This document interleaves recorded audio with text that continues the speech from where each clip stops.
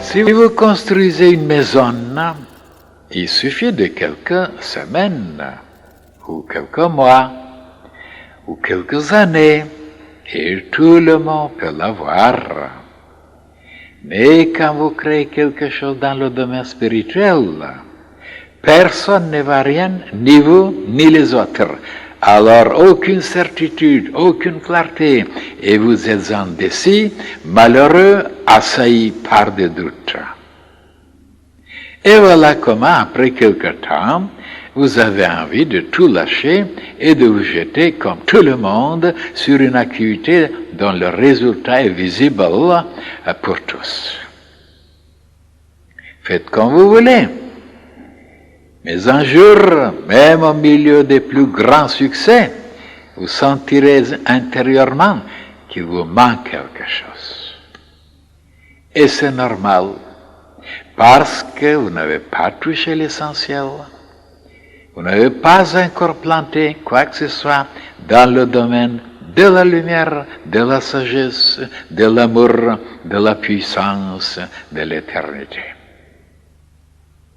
Seules vos réalisations intérieures peuvent vous appartenir, car seules elles ont des racines en vous, et lorsque vous partirez de l'autre côté, vous aurez dans votre âme, dans votre cœur, dans votre esprit, des pierres précieuses, des qualités, des vertus à emporter avec vous. Et votre nom sera inscrit dans le livre de la vie éternelle.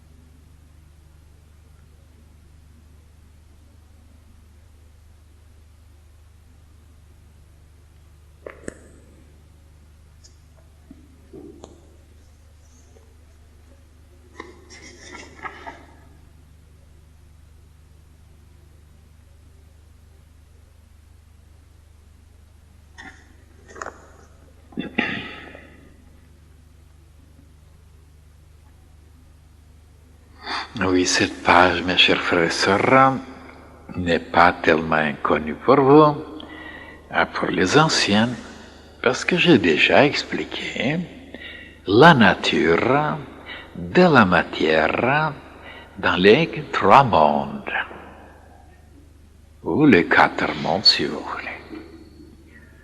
Ce qui est le plus condensé, ce qui est le plus épais, ce qui est le plus dur, opaque, visible, tangible, palpable, mesurable, et ce qui est de plus en plus subtil, invisible, impalpable, et là, justement, beaucoup de gens se trompent, ils n'ont pas de bonnes conclusions, de bons raisonnements, de bonnes décisions. Et voilà pourquoi dans la vie, ils sont souvent très déçus, très malheureux. Combien de fois ils me l'ont dit? Alors, maître, j'ai réalisé ça et ça, j'ai obtenu ça et ça, je possède des maisons, des voitures, des palais, de l'argent, mais en dedans, je suis tellement triste, malheureux, il me manque quelque chose, c'est le vide, c'est l'abîme, et je ne sais pas pourquoi. C'est très clair, je dis, c'est très simple. Parce que vous ignorez de quoi votre être est créé, est fait. Vous pensez qu'il n'y a que seulement la chair, seulement l'estomac, seulement le corps physique, seulement le ventre. Et alors, si vous lui donnez des choses, et des choses visibles, palpables, alors vous croyez que vous serez heureux, vous serez comblé. Et non, le corps physique ne demande pas tellement. Un morceau de pain, un peu de lave, et il est content, il est satisfait, il ronfle. Mais il y a quelque chose en dedans que vous n'avez pas connu, que vous n'avez pas pris en considération, qui est votre âme, votre esprit, qui sont une réalité, et que vous ne pensez pas que ce sont des réalités.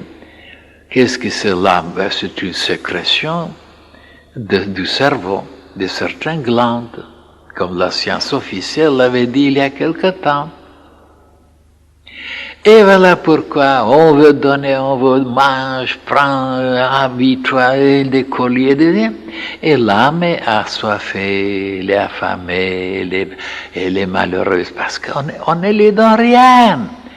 Elle aussi, elle a besoin de quelque chose, de manger, de boire, de respirer.